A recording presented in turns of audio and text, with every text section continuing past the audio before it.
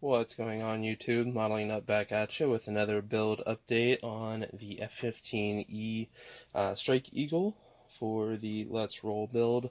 Was hoping to have this up by the 1st of September, but I was on vacation last week. Was hoping to do some work over this last weekend or early this week so I could get this next part up to you guys, and of course got sick. So lovely allergy season kicks my butt every year with ragweed, so just live with it and get on. So finally got the meds kicked in enough to where I could get back to the bench tonight, so wanted to catch you guys up on where we are with this, just about a day late. Should have about one more part coming up here, and that will be the final kind of build part, and then I'll do a reveal video that will be getting published out on the 11th. So scoot in here, so apologize. It's going to kind of be a little bouncy as I move in. A little creaky with the seat that I'm on. But start over here with the main fuselage. So as you can see, got the front wheel in.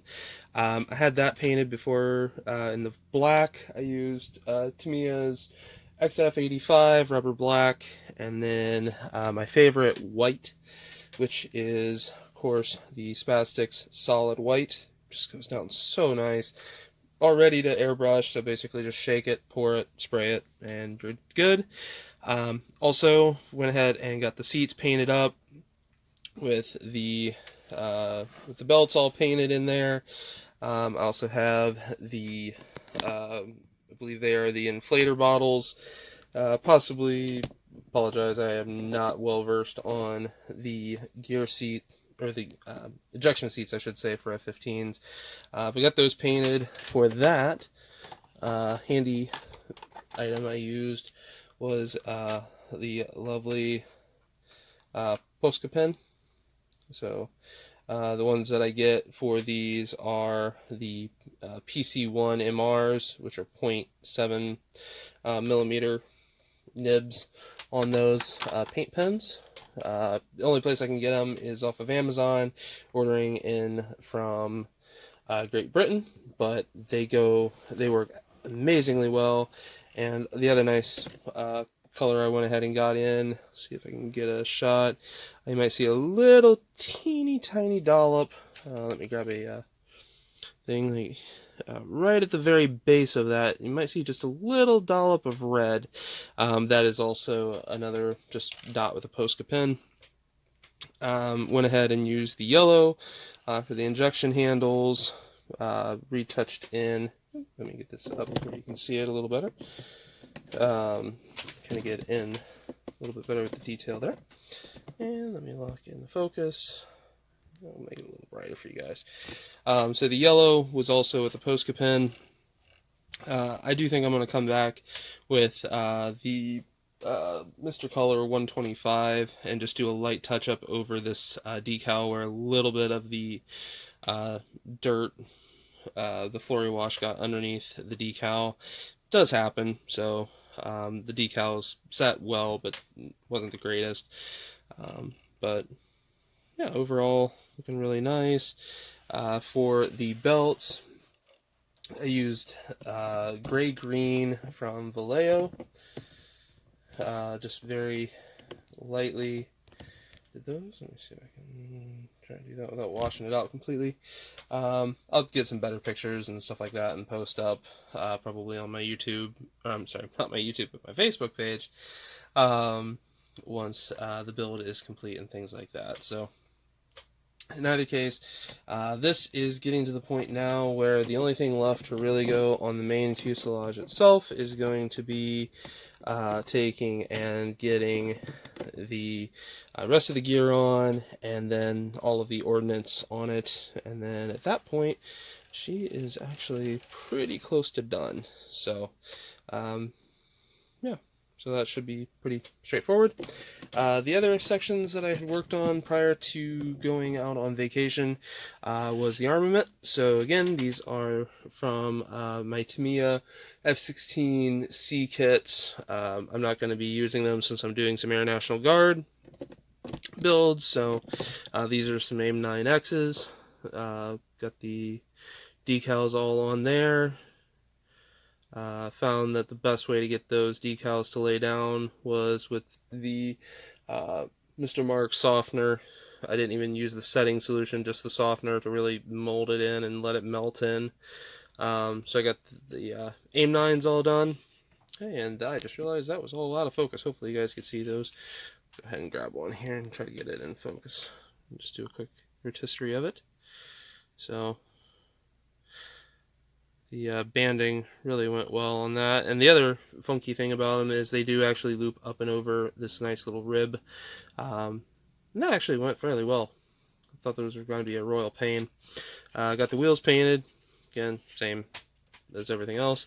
These GBU-12s, though, man, these things took a while.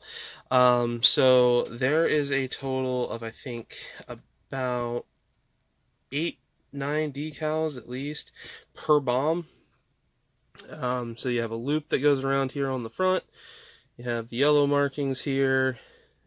Each of the fins have one of the orange markings that goes on them, as well as one here on the bottom, on the back side. So this took me, I think, 2 nights of work just to get all of the decals on the guided bombs, because, again, it makes them look really awesome. Love the way that they turned out, as the nice little cluster of them here. Try to get a little bit brighter. They look absolutely amazing and beautiful, but yeah, that took a lot more effort.